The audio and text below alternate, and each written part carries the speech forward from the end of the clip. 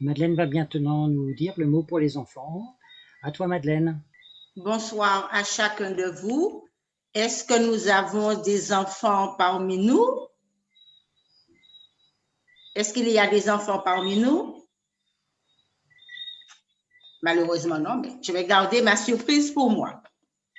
Alors, le titre de notre moment de partage en ce soir, « Détourne-toi du péché ». Et nous allons lire dans Apocalypse 14 au verset 7 qui dit que nous devons respecter Dieu et aussi, oui, c'est le moment où il va juger le monde. Nous allons voir un récit qui se passe dans une salle où un prédicateur adventiste, un pasteur, était en train de prêcher, le papa de Karl. Et pendant qu'il prêchait, 3 hommes sont entrés bruyamment dans la salle où il était en train de parler. Ils sont rentrés en coup de vent. Et l'un d'eux se mit en colère et cria, « On vous donne 10 minutes pour évacuer les lieux. » L'un avait un fusil, l'autre un couteau, et le troisième une grande barre de fer. Et ils ajoutèrent, « On revient dans 10 minutes. Si vous êtes encore là, on vous donnera une bonne raclée. » Sur ce, les 3 hommes s'en allèrent. Karl se pose la question et dit, « Qu'est-ce que papa va faire? Est-ce qu'il va arrêter de parler et de dire à tout le monde de s'en aller? » Au lieu de cela, son père continua de prêcher. Environ 10 minutes plus tard, les 3 individus reviennent car les dévisages, ils sont vraiment en colère maintenant, pense-t-il. Karl se tourne ensuite vers son père. Ce dernier regarde les 3 hommes droit dans les yeux. Soudain, ces 3 hommes se mettent à trembler, puis reculent et décampent.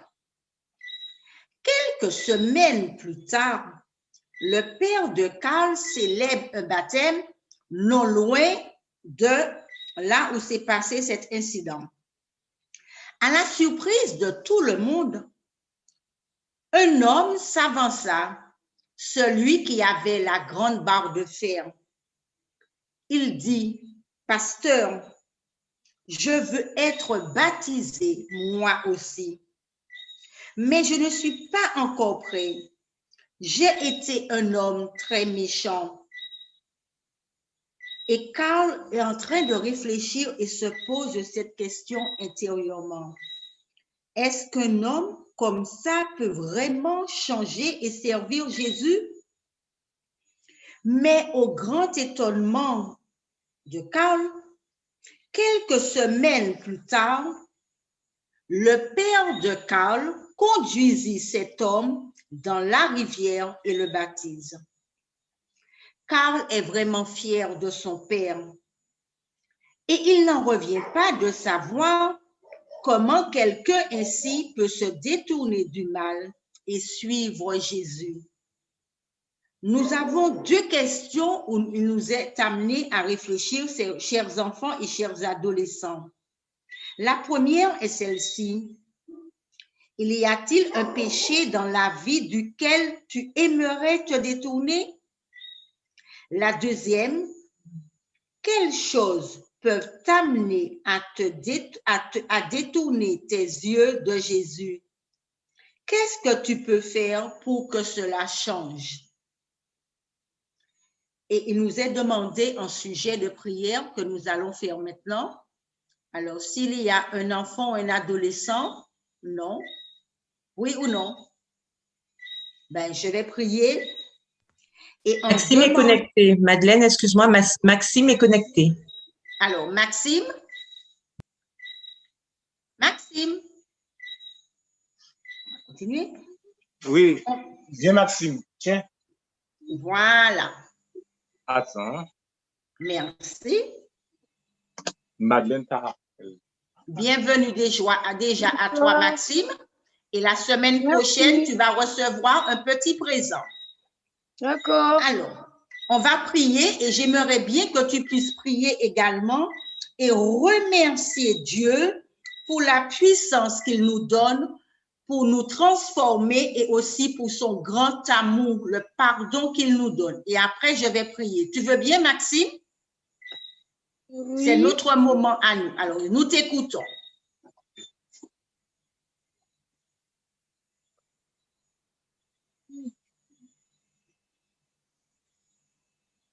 Oui, Maxime, on t'écoute.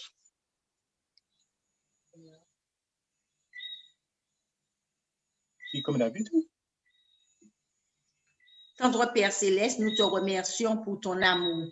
Nous te remercions pour ce privilège que tu nous accordes aux enfants, aux adolescents et aux adultes, afin de pouvoir te rechercher. Et en ce temps de la fin, Seigneur, tu nous donnes cette semaine de prière où tu nous appelles à entendre ta parole une fois de plus, ta parole basée sur le message des trois anges. Ô tendre Père Céleste, nous te remercions parce que nous savons que toi, tu transformes les vies. Comme tu as transformé la vie de cet homme, de méchant qu'il était, Seigneur, il a ouvert son cœur à toi et il t'a accepté, il t'a laissé venir habiter en lui.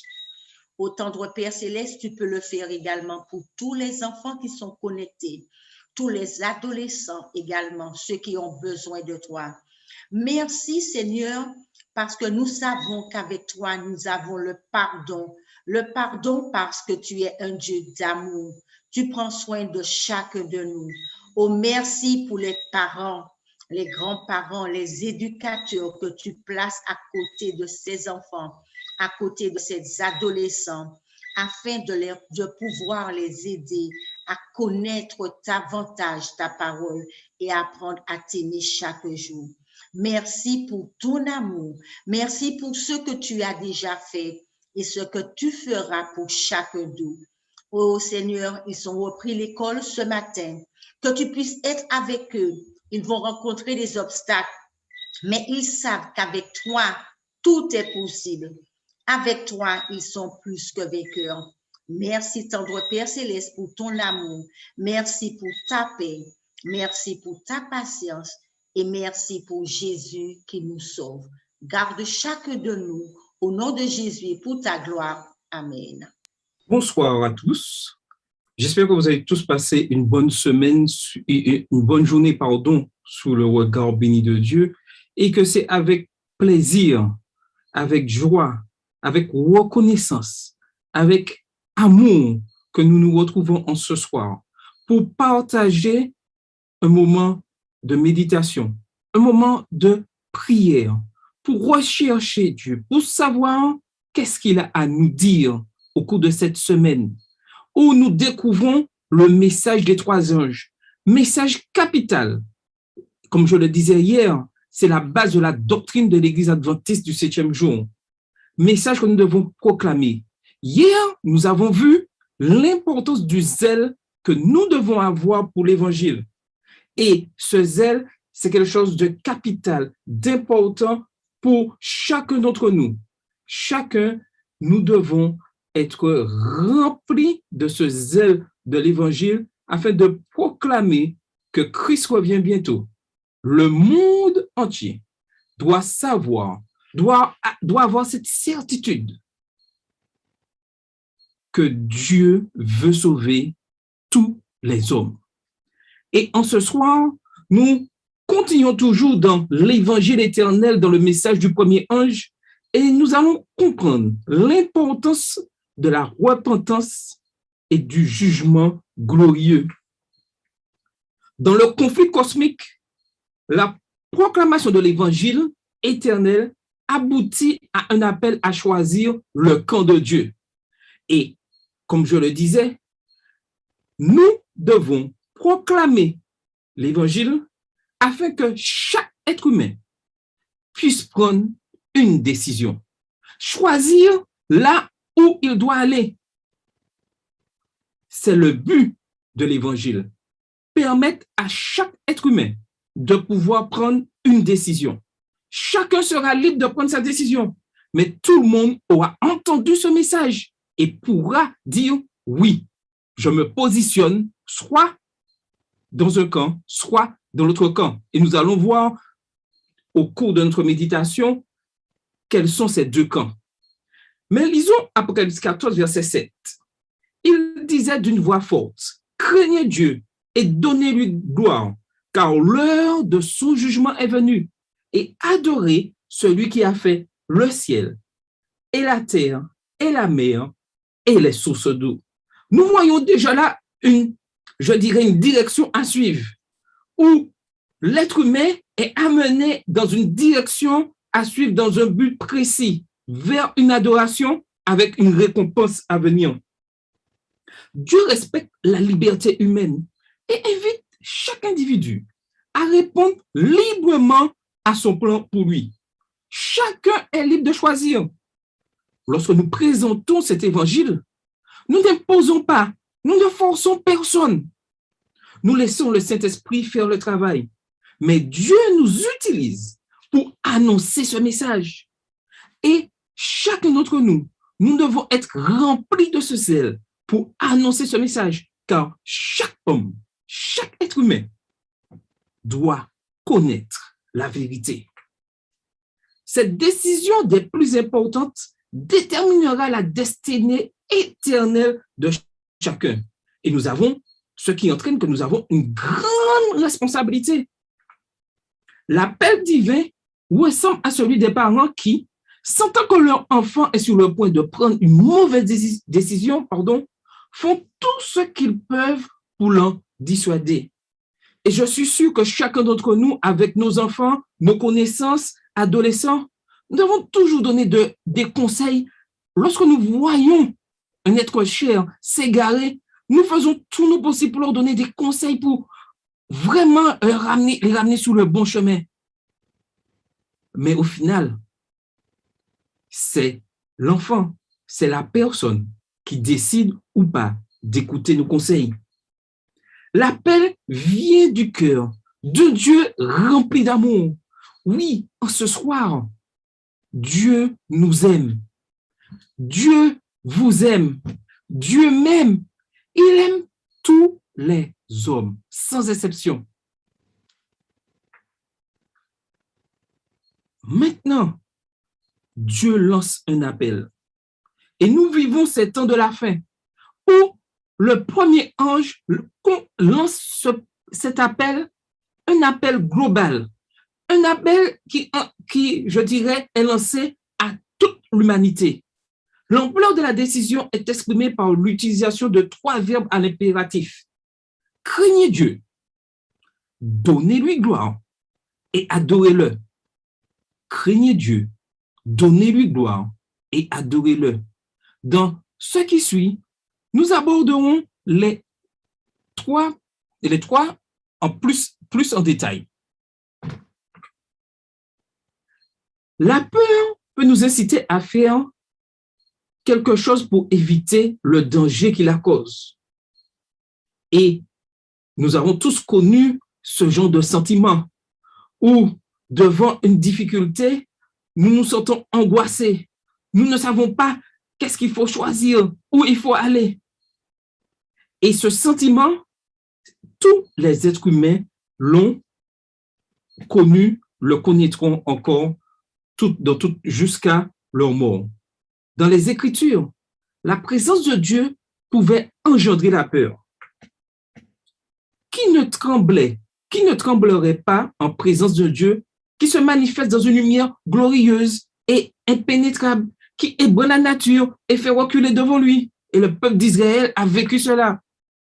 Les êtres humains craignent pour leur vie, non pas parce que Dieu menace de les tuer, mais parce qu'ils se rendent compte que l'expérience de sa présence est d'une intensité telle qu'ils redoutent de ne pas y survivre. Et nous le voyons très bien dans Exode 20, verset 19, où les enfants d'Israël disent, il dit à Moïse, parle-nous toi-même et nous écouterons, mais que Dieu ne nous parle point, de peur que nous mourions, car il savait qui était Dieu. Il préférait que Moïse parle, puisque Moïse était un homme comme eux. Si Dieu parlait, il craignait. Et il disait que la splendeur, et c'est vrai, pouvait les tuer. Ce Dieu incomparable s'approche de ces créatures avec le désir d'être leur Dieu. Par conséquent, la peur qui les fait trembler et les terrifie les attire à lui avec admiration, laquelle s'exprime dans une soumission reconnaissante à lui, dans l'adoration et dans une communion avec celui qui est la vie même. Deutéronome 5, les versets 26 et 27. Et qui dit, quel est l'homme en effet qui ait jamais entendu, comme nous, la voix du Dieu vivant, parlant du milieu du feu et qui soit demeuré vivant? Approche-toi et écoute tout ce que dira l'Éternel, notre Dieu. Tu nous rapporteras toi-même tout ce que te dira l'Éternel, notre Dieu. Nous l'écouterons et nous le ferons. Et ensuite, elles sont animées de la véritable crainte de Dieu. Une crainte révérentielle du Dieu créateur et rédempteur. Et nous avons plusieurs textes où nous pouvons découvrir cela. Exode 20, les versets 1 et 2, Apocalypse 4, les versets 10 et 11, et Apocalypse 5, versets 8 et 9. Alors, si quelqu'un peut lire un texte, 3 personnes différentes pour lire, une première personne pour lire déjà Exode 20, verset 1. Un volontaire?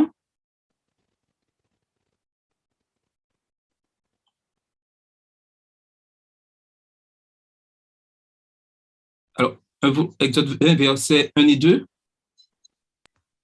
Alors, je suis l'Éternel, ton Dieu, qui t'a fait sortir du pays d'Égypte, de la maison de servitude.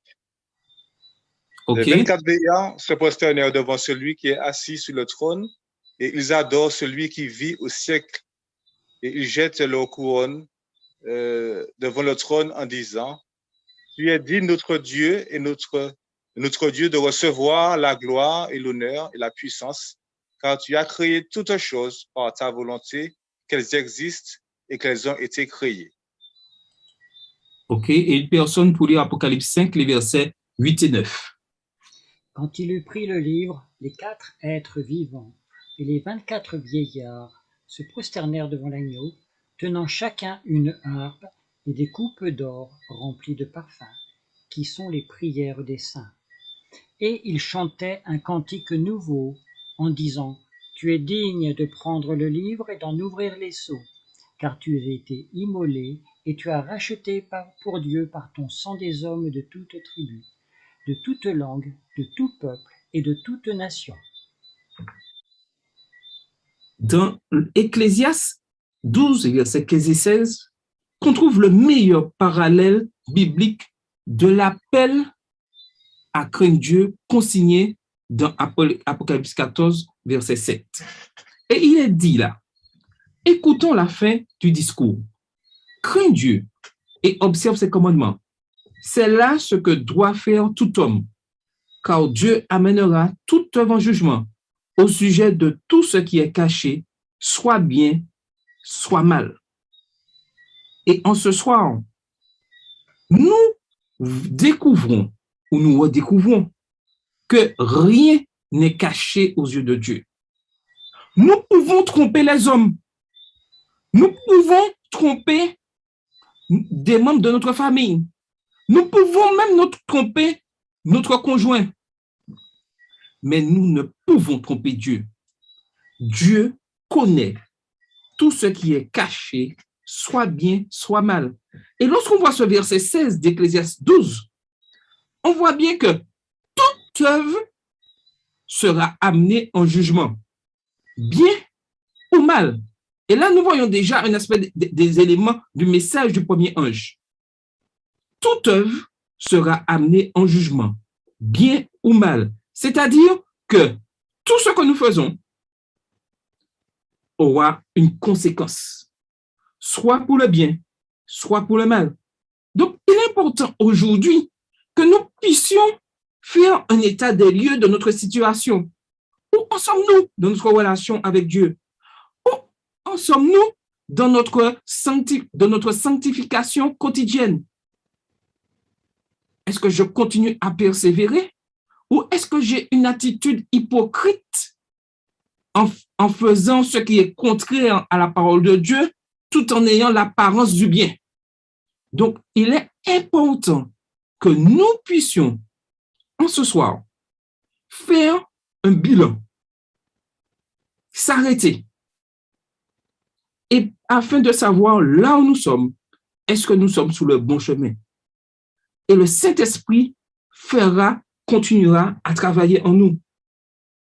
Dans ces deux passages, premièrement, on utilise l'impératif. Crains Dieu, Ecclésiaste 12, verset 15. Craignez Dieu, Apocalypse 14, verset 7. Indiquant ainsi qu'il s'agit d'une question urgente. Le cas est urgent. Le temps presse. Deuxièmement, cet appel est universel, en ce sens qu'il s'adresse à tous les êtres humains, ce que doit faire tout homme, Ecclésiaste 12, verset 15, et aux habitants de la terre. Et vous voyez ces deux versets qu'on a mis en parallèle, ce que doit faire tout homme et aux habitants de la terre. Troisièmement, la crainte de Dieu est liée au jugement. Dieu amènera toute œuvre en jugement. Ecclésiaste 12, verset 16. L'heure de son jugement est venue. Et nous vivons cette période. L'heure du jugement est venue. Et quatrièmement, craindre Dieu est associé à l'observation de ses commandements. Crains Dieu et observe ses commandements. Ecclésiaste 12, verset 15. Les saints qui gardent les commandements de Dieu. Apocalypse 14, verset 12. Donc, aujourd'hui, il est important de pouvoir observer les commandements de Dieu. Et lorsque nous voyons cette quatrième caractéristique, nous voyons que le peuple, que ceux qui seront fidèles jusqu'à la fin, ceux qui vont obtenir la couronne de vie, ce sont ceux qui observent les commandements de Dieu. Et il n'y a pas d'autre solution. Si nous voulons obtenir le salut, il faut que nous puissions observer tous les commandements de Dieu. Le premier ange invite instamment les êtres humains à faire de ce Dieu glorieux leur Dieu personnel et à manifester leur crainte ou leur admiration de lui en se soumettant à sa volonté empreinte d'amour. Et c'est ce que Dieu nous demande aujourd'hui, que nous puissions pleinement manifester notre admiration, notre crainte pour lui. Mais tout ceci passe par l'observation des commandements. L'alternative est de craindre le dragon ou de s'y soumettre pour échapper à la mort. Apocalypse 13, verset 15 le dit clairement. Et il lui fut donné d'animer l'image de la bête, afin que l'image de la bête parlât et qu'elle fit que tous ceux qui n'adoreraient pas l'image de la bête fussent tués. Quelle que soit la situation, le camp que nous décidons de suivre, il y a une adoration. Personne ne pourra dire non, j'adore pas, non. Soit nous adorons Dieu en suivant ses commandements, soit nous adorons la bête avec tout ce qui est inclus avec. L'être humain a été formé pour adorer. Donc, quelle que soit notre situation, nous aurons à rendre une adoration, soit vers Dieu, soit vers le dragon. Mais nous aurons tous un choix à faire. Plaise à Dieu que nous puissions faire le bon choix. Par contre, celui-là seul qui est le vivant est mort, mais maintenant est vivant pour toujours. Seul l'agneau qui a été immolé peut préserver la vie. Donc, Dieu nous dit oui, c'est par le sang de Jésus-Christ que vous pouvez obtenir le salut, la vie éternelle. Et Apocalypse 1, verset 18 le dit clairement, je suis le premier, le dernier et le vivant. J'étais mort et voici je suis vivant au siècle des siècles. Je tiens les clés de la mort et du séjour des morts. Amen. Oui, Jésus tient la clé de la mort et du séjour des morts. Venons à Jésus, allons à Jésus, car c'est lui, par son sang, que nous pouvons obtenir la vie éternelle. Mais cela passe par le sacrifice, par une adoration et un respect des 10 commandements. Les êtres humains doivent mettre de côté leur orgueil et n'attribuer l'honneur et la gloire qu'à Dieu. Et ça, c'est un problème pour chacun d'entre nous. Car tous, nous avons un orgueil. Dès qu'on nous parle mal, dès qu'on attaque notre personne, nous sommes bouleversés, nous sommes prêts à répondre, écrasés. Mais lorsque Dieu habite en moi, lorsque Dieu fait ce travail en moi, et lorsque je décide de le suivre, j'apprends au fur et à mesure à mettre cet orgueil de côté et à laisser le bien agir dans tout ce que je fais. L'ange précise comment ils doivent glorifier le Créateur au cœur d'un conflit cosmique où la justice et l'amour de Dieu ont été mis en doute. Et ce message est proclamé. Dans la Bible, l'expression « donner-lui gloire » est utilisée dans le contexte du jugement pour reconnaître l'état de péché de l'humanité et le jugement juste de Dieu. Et ça, c'est très important, car certains voudraient un peu éliminer ça, réduire, donner gloire, c'est aimer Dieu. Non, ce n'est pas ça. Donner gloire à Dieu, c'est annoncer qu'il y a un jugement. Reconnaître notre état de péché, l'état de péché de l'humanité, et que le jugement de Dieu sera toujours juste. Personne ne pourra dire, lorsque Dieu rendra justice, personne ne pourra dire, je n'étais pas au courant. Personne ne pourra dire, c'est à cause de frère X que j'ai laissé l'église, que j'ai abandonné tes commandements. Le Seigneur te dira, c'est moi que tu dois suivre, c'est pas frère X ni Y. Frère X, Y aura sa sentence. Mais le plus terrible serait que je perde mon salut à cause de frère X, frère Y, et que frère X, frère Y a demandé pardon au Seigneur et a le salut, et moi je n'ai pas le salut. Certes, je vais dire à cause de frère X, Y, mais j'ai refusé le pardon de Jésus. Mais frère X, Y, même s'il a dit des bêtises sur moi, il a accepté le pardon de Jésus et il sera sauvé. Dieu nous interpelle individuellement et nous lance cet appel. Quoi qu'il se passe autour de toi, même si on te maltraite, même si c'est injuste, mais Dieu le voit. Ne lâchons jamais la main de Dieu pour quoi que ce soit, quel que soit le problème, pour dire tenons toujours ferme. Nous courons une course et nous devons franchir cette ligne d'arrivée. Dieu a déjà remporté la victoire. Ne laissons pas l'ennemi détruire ce que Dieu a commencé à faire ce travail en nous. Dans un tel cas, cette expression est une confession de culpabilité. Et nous le voyons dans la Bible des hommes qui ont compris ce sens-là.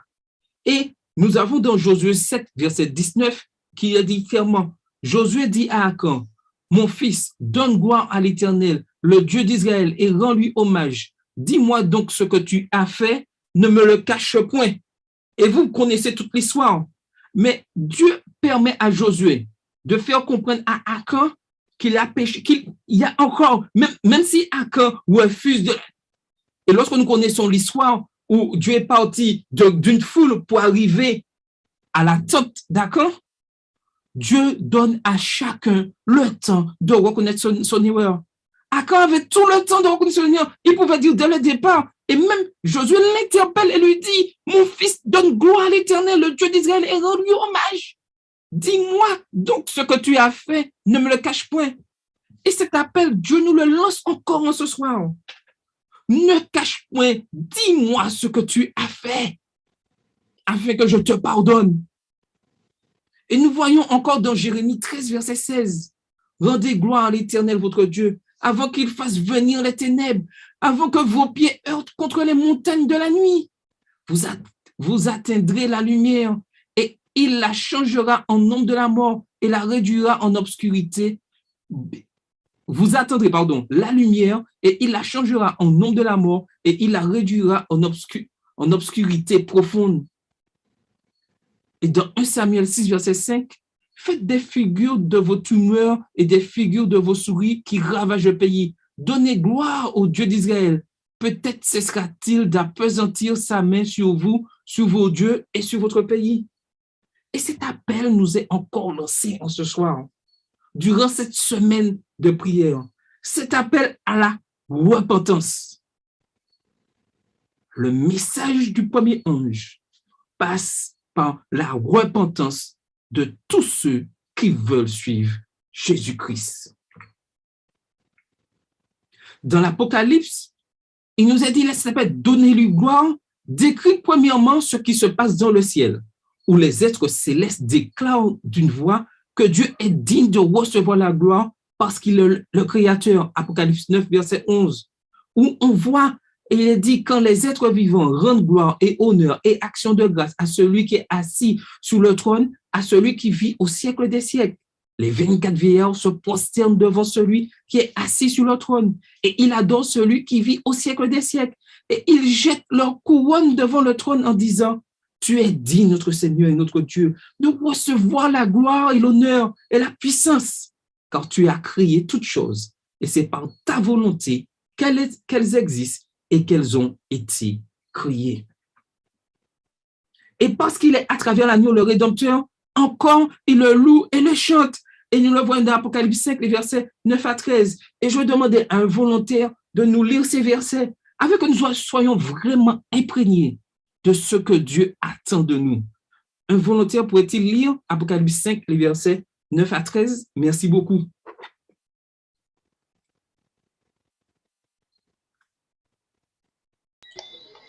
Alors, je lis. Vous m'entendez bien? On t'entend bien, vas-y. D'accord. Et il chantait un cantique nouveau en disant, tu es digne de prendre le livre et d'en ouvrir les sceaux, car tu as été immolé, et tu as racheté pour Dieu par ton sang des hommes de toute tribu, de toute langue, de tout peuple et de toute nation. Tu as fait d'eux un royaume et des sacrificateurs pour notre Dieu, et ils régneront sur la terre. Je regardai et j'entendis la voix de beaucoup d'anges autour du trône et des êtres vivants et des vieillards. Et leur nombre était des myriades de myriades et des milliers de milliers.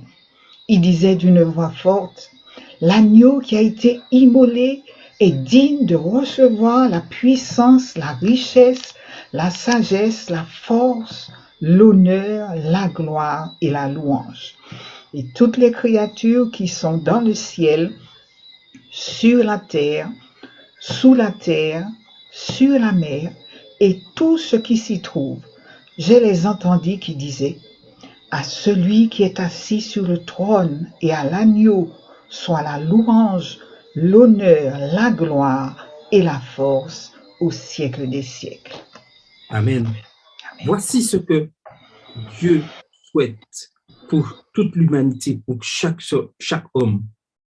Deuxièmement, les êtres humains reçoivent l'ordre de donner gloire à Dieu sur la terre. Apocalypse 11, verset 13, Apocalypse 14, verset 7, Apocalypse 16, verset 9. À cette heure, il y eut un tremblement de terre et à la 10e partie de la ville tomba 7000 hommes, furent tués dans ce tremblement de terre et les autres furent effrayés, donnèrent gloire au Dieu du ciel. Il disait d'une voix forte, craignez Dieu et donnez-lui gloire, car l'heure de son jugement est venue, et adorez celui qui a fait le ciel et la terre et la mer et les sources d'eau. Et les hommes furent brûlés par une grande chaleur et ils blasphémèrent le nom de Dieu qui a l'autorité sur ces fléaux et ils ne se repentirent pas pour lui donner gloire. En ce soir, Dieu nous montre le décor, l'avenir. Il n'y a que 2 solutions. Et la balle est dans notre camp. Quel choix feras-tu? Quel choix ferons-nous? Troisièmement, à la fin du conflit cosmique, tous rendront gloire à Dieu. Et il est dit dans Apocalypse 19, verset 7, réjouissons-nous et soyons dans l'allégresse et donnons-lui gloire, car les noces de l'agneau sont venues et son épouse s'est préparée. Et Apocalypse 5, verset 13 dit, et toutes les créatures qui sont dans le ciel, sur la terre, sous la mer, sur la terre, et tout ce qui s'y trouve, je les entendis qui disaient à celui qui est assis sur le trône et à l'agneau, soit la louange, l'honneur, la gloire et la force au siècle des siècles. Ne voulez-vous pas être présent à ce rendez-vous-là? Moi, je veux être présent. Je veux être présent. Je veux être présent. Et je veux que tous soient présents. Faisons des plans pour être là. Mettons de l'ordre dans nos vies. Corrigeons ce qui ne va pas, afin que lorsque le jugement arrivera, nous soyons trouvés justes aux yeux de Dieu. Ici-bas, on est réticent à reconnaître que tous les êtres humains sont pécheurs et que Dieu est un Dieu juste et aimant.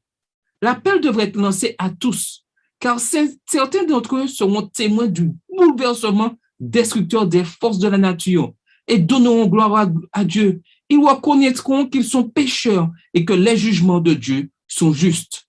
Et cet appel est pour nous aujourd'hui. À cette heure-là, il y a eu un tremblement de terre. Quelle sera notre position quand tout sera chamboulé? Et il nous est dit dans Romains 10, verset 8 et 9, que dit-elle donc? La parole est près de toi, dans ta bouche et dans ton corps, et dans ton cœur, pardon. Or, c'est la parole de la foi que nous prêchons. Si tu confesses de ta bouche le Seigneur Jésus, et si tu crois dans ton cœur que Dieu l'a ressuscité des morts, tu seras sauvé. Voilà le chemin du salut. Voilà ce que nous devons faire.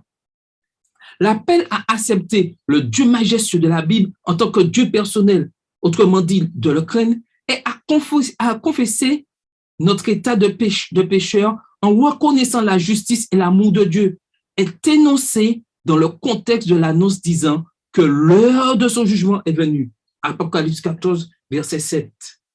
Le jugement est, en principe, une recherche juridique de la vérité.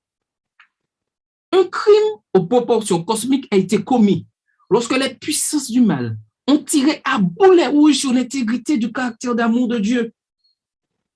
Mais dans le jugement final, la réputation du Créateur sera complètement blanchie. Les méchants ont soutenu la tromperie du dragon, mais le jugement révélera leur erreur. C'est maintenant que les êtres humains doivent craindre Dieu et lui rendre gloire. Le jugement dernier est une doctrine chrétienne. Selon les Écritures, il se compose de 3 étapes. La première est le jugement investigatif dans le ciel avant le retour de Jésus.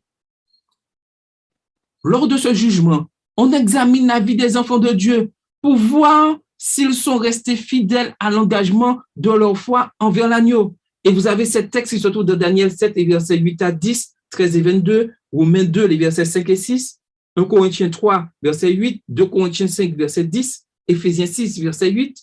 Et je vous conseille de prendre ces textes lorsque vous allez revoir la réunion de ce soir, afin de vraiment vous faire imprégner, de comprendre ce que Dieu attend de chacun de ses enfants pour ce jugement. Lors de ce jugement, on examine la vie des enfants de Dieu pour voir s'ils sont restés fidèles à l'engagement de leur foi envers l'agneau. Et tous ces textes sont là afin de nous faire comprendre cet amour que Dieu a pour chacun d'entre nous. Oui, quand Jésus reviendra, ce sera non pour juger son peuple, mais pour le sauver. Est-ce que vous comprenez le message? De même, comme l'apôtre Paul le dit dans Hébreux 9, verset 28, de même Christ s'est offert une seule fois pour nous, pour porter les péchés de plusieurs, apparaîtra sans péché une seconde fois à ceux qui l'attendent pour leur salut. Les chrétiens qui croient en l'immortalité de l'âme croient aussi en un jugement précédant le retour de Jésus. Selon eux, le jugement a lieu à la mort de l'individu et à ce moment-là que sa destinée éternelle est légalement déterminée. En ce soir, je vous le dis, et je m'appuie sur les Écritures et je m'appuie sur la Bible pour dire qu'elle rejette le concept de l'immortalité de l'âme et enseigne que l'individu dort dans le Seigneur. C'est ce que la Bible enseigne, que chaque individu, lorsqu'il est mort, dort dans le Seigneur jusqu'au retour de ces derniers. Il n'y a pas histoire d'âme qui se promène, purgatoire, etc. Mais j'ouvre la parenthèse. Lorsque, en tant qu'adventistes du 7e jour, nous disons que nous croyons que la personne qui est morte dort dans le cercueil et que certains d'entre nous, lors des enterrements, touchent le cercueil, parlent aux morts. Nous sommes dans l'immortalité de l'âme. Il faut que nous fassions attention à ce que nous croyons et à ce que nous professons. Et l'ennemi est vraiment pernicieux. Et c'est dans ces détails qu'il nous piège. Rappelons une chose, que lorsque quelqu'un est mort, il dort et il attend le retour du Seigneur pour savoir s'il sera sauvé ou s'il sera condamné. Il n'y a rien qui se passe quand un individu meurt. Il dort et il n'est au courant de rien du tout. Et en tant qu'adventiste du 7e jour, nous devons être fidèles, être droits sur cette position de l'immortalité de l'âme, car c'est le travail de l'ennemi. Deuxièmement, lorsque les forces du mal et leurs partisans se tiendront devant le trône de Dieu, après le millénium, il y aura cette guerre qui sera mise en place. Un jugement aura lieu, lequel sera suivi du troisième aspect du jugement final, c'est-à-dire la phase exécutive, ce que vous pouvez découvrir dans le chapitre 20 du livre de l'Apocalypse. C'est à ce moment-là que le cosmos sera purifié du péché. Dans l'Ancien Testament, l'événement le plus glorieux était représenté par le jour des expiations, indiquant le moment, l'heure de l'histoire où le processus judiciaire commencerait dans le ciel, soit en 1844 selon le calendrier divin. Alors que nous vivons au jour antitype des expiations, nous devons appeler l'humanité à craindre Dieu et à lui donner gloire. Le Dieu glorieux et transcendantal des Écritures veut être notre Dieu, mais la décision nous appartient. Le jugement dernier révélera que, par la croix du Christ, Dieu a manifesté son amour infini en sauvant des pécheurs tels que nous. Choisissons donc de craindre Dieu et de lui donner gloire en nous joignant dans le conflit cosmique au camp de l'agneau. Oui, Dieu veut que chacun d'entre nous nous soyons dans ce camp-là. En ce soir, un appel nous est lancé. Et nous aurons 2 prières. Une avec Tina et une avec Guylaine. Et Carole va chanter le 278. Nous allons chanter avec Carole, les micros fermés, les 2 premières strophes. Ensuite, Tina fera une prière. Ensuite, nous chanterons la 3e et la 4e strophe. Et Guylaine fera cette dernière prière. Mais je demanderai à Tina aussi de ce moment de prière, parler de repentance, le texte, vous allez lire le texte, vous allez imprégner ce texte, mais surtout, nous avons reçu une demande de prière, où une sœur demande de prier pour son couple. Et Tina va intercéder auprès de notre Dieu, afin que Dieu permette par son Saint-Esprit qu'une solution soit trouvée au sein de ce couple. Je demande à Carole de commencer à chanter le 278. Et imprégnons-nous des paroles. Imprégnons-nous des paroles, car Dieu souhaite que chacun d'entre nous, nous puissions nous repentir. Nous repentir. Me voici devant ta face, mon sauveur, je viens à toi, et de ton trône de grâce, je m'approche par la foi.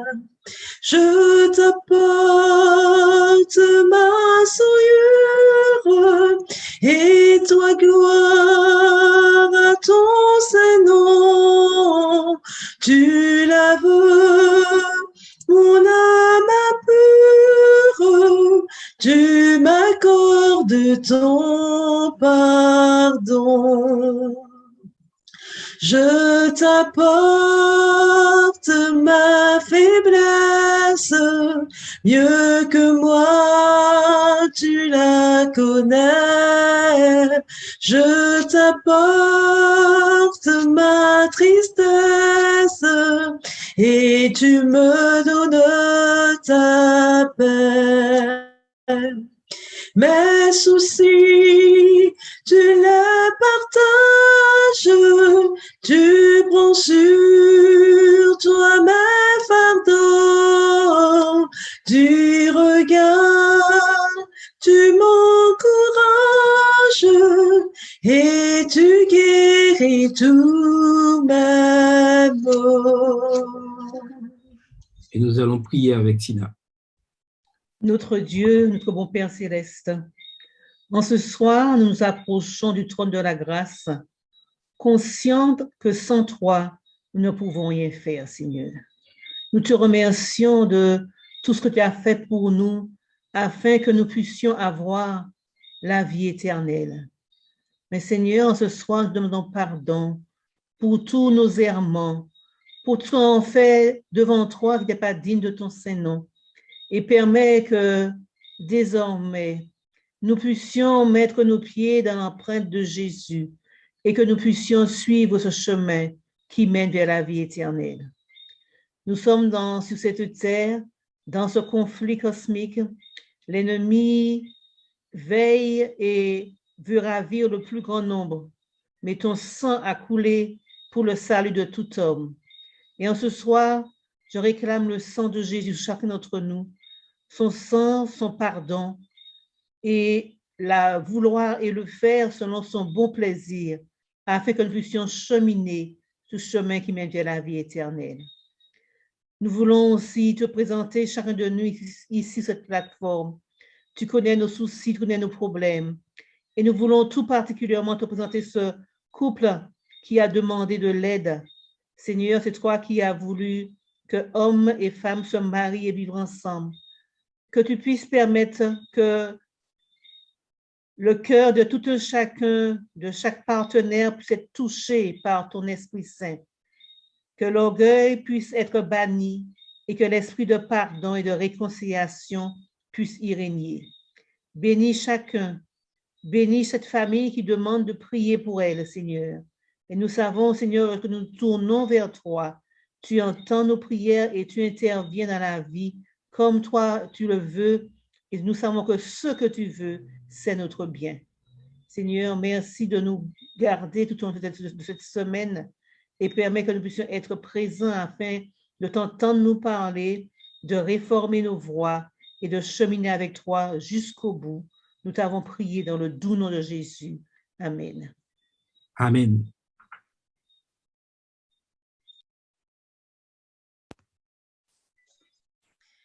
Ton amour calme et console, ô Jésus, mon Rédempteur, je savoure ta parole, où ta voix parle à mon cœur. Sur toi seul, je me repose, ta promesse me soutient. Avec toi, j'ai toutes choses et mon âme t'appartient. Oh, comme toi je veux être, doux, aimant, humble de cœur, vrai disciple de mon maître, vrai témoin de mon sauveur. Et quand je verrai ta face, ressuscité glorieux, je célébrerai ta grâce avec tous les bienheureux. Et nous allons prier avec Guylaine. Merci, tendre Père Céleste, de ce que tu as mis en place, Seigneur, cette plateforme d'évangélisation et de nous parler encore ce soir par l'évangile dans le message du premier ange, où le sujet parlait de repentance et de jugement glorieux. Nous voyons, Seigneur, nous reconnaissons que nous sommes dans ce temps de la fin. Que tu sois, Seigneur, le Dieu personnel de chacun individuellement. Aide-nous à manifester notre amour par l'obéissance de tous tes commandements, Seigneur. Et aide-nous à mettre de côté, Seigneur, tout orgueil, tout faux semblant, mais à être des vrais adorateurs, nous aimant les uns les autres, à mettre en pratique tous tes enseignements, car tu es le seul, l'unique modèle par excellence. Tu nous as encore parlé ce soir à travers différents textes de la Bible, dans la Bible qui est ta parole d'amour, de justice et de vérité. Aide-nous, Papa, à rester fidèles dans l'engagement de notre foi envers toi, notre Seigneur glorieux. Donne-nous à chacun de prendre la bonne décision, celle de t'appartenir pleinement, et particulièrement, Seigneur, où nous voyons que tout événement qui se passe dans le monde entier nous montre que tu es à la porte. Tu nous l'as dit toi-même, Seigneur, que dans les temps de la fin, nous saurons, Seigneur, que tu es proche. Aide-nous, Seigneur, à rester complètement, entièrement, pleinement attachés à toi, car tu es le chemin, la vérité, la vie. Permets que nous soyons zélés, Seigneur, afin que ceux qui ne te connaissent pas, Seigneur, par nos comportements, Seigneur, par nos paroles, par notre manière de faire, Seigneur, puissent voir, Seigneur, que nous t'appartenons pleinement, Seigneur, que nous soyons le sel de la terre qui donne de sa saveur. Permets que nous ne soyons pas une pierre d'achoppement, Seigneur, pour nos voisins, nos voisines, nos collègues de travail, Seigneur, tous ceux qui nous regardent, nous observent, parce que nous savons, Seigneur, que nous sommes observés plus que quiconque, Seigneur. Lorsque nous marchons dans tes voies et que nous obéissons à tes lois, à tes commandements, Seigneur. Merci d'avoir parlé à travers ton serviteur, ton serviteur, et que tout ce que tu nous as encore enseigné, Seigneur, et que nous connaissons déjà, que nous puissions le mettre vraiment, vraiment en pratique, particulièrement dans ces temps de la fin. Reste avec nous en cette soirée que toi-même tu as déjà préparée pour chacun de nous. Bénis tous ceux que tu as permis de suivre, Seigneur, cette réunion de rafraîchissement et que nous puissions être unis dans ton amour plus que jamais. Garde-nous en ta paix, Seigneur. Nous ne sommes pas dignes, mais tu nous permets de te prier dans le merveilleux, glorieux, tout-puissant nom de Jésus et que toute la gloire te revienne pour l'éternité des éternités. Amen. Amen. Amen. Oui, mon souhait, c'est que nous soyons tous ensemble pour célébrer la grâce avec tous les bienheureux, la grâce de Dieu avec tous les bienheureux. Et je vais vous laisser avec ces questions de réflexion au cours de vos cultes du soir matinaux, que nous puissions réfléchir à ces questions afin de pouvoir continuer à comprendre ce que Dieu nous demande par la repentance. Sans repentance, nous ne pourrons pas avoir ce jugement glorieux. Comment pouvons-nous relier le message de jugement des 3 anges de l'Apocalypse à l'histoire d'amour des évangiles? Comment pouvons-nous donner gloire à Dieu dans notre vie quotidienne?